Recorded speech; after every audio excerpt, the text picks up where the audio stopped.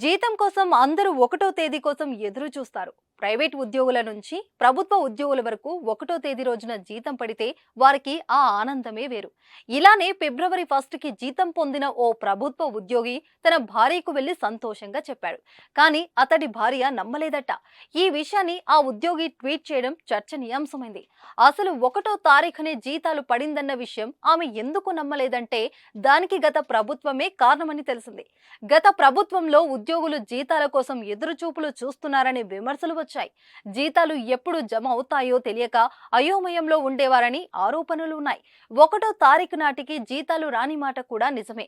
అయితే ఇదే విషయంపై కాంగ్రెస్ సర్కార్ గతంలో తీవ్ర విమర్శలు చేసింది. గజం కేవలం 26,000 రూపాయలతో 165 గజాల భూమి కేవలం 52 లక్షలు మాత్రమే. అంతేకాదు, తాము అధికారంలోకి వస్తే ఫస్ట్ తేదీనే జీతాలు వేస్తామని హామీ ఇచ్చింది.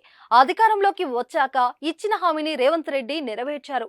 ఉద్యోగ ఉపాధ్యాయులకు జీతాలు ప్రతి నెల చెల్లించక తప్పదని, అలాంటప్పుడు ఆలస్యం చేసి ప్రయోజనం ఏమిటని వారికి ఒకటో తేదీనే వేతనాలు చెల్లించేలా చర్యలు తీసుకోవాలని ఆర్థిక శాఖ అధికారులను ఆదేశించింది. సీఎం ఆదేశాలతో ఒకటో తారీఖునే జీతాలు వారి అకౌంట్లలో జమయ్యాయి. దీంతో వారిలో హర్షాతిరేకాలు వ్యక్తమవుతున్నాయి. ఒకటో తారీఖునే వేతన చెల్లింపులు జరిగిపోవడం ఆయా వర్గాల్లో ఆనందం వ్యక్తమవుతుంది. ప్రభుత్వ పనితీరును మెచ్చుకుంటూ సోషల్ మీడియా వేదికగా పోస్టులు చేస్తున్నారు. ఈ క్రమంలోనే ఒకటో తేదీ జీతం పడిందంటే మా ఆవిడ నమ్మడం లేదంటూ ఓ ఉద్యోగి రేవంత్ రెడ్డికి ట్వీట్ చేశారు. దానికి సీఎంఓ కూడా బదులిచ్చింది. ఉద్యోగులకు కొన్ని జిల్లాలలో ఒకటో తేదీనే వేతనాలు అందాయని తెలిపింది.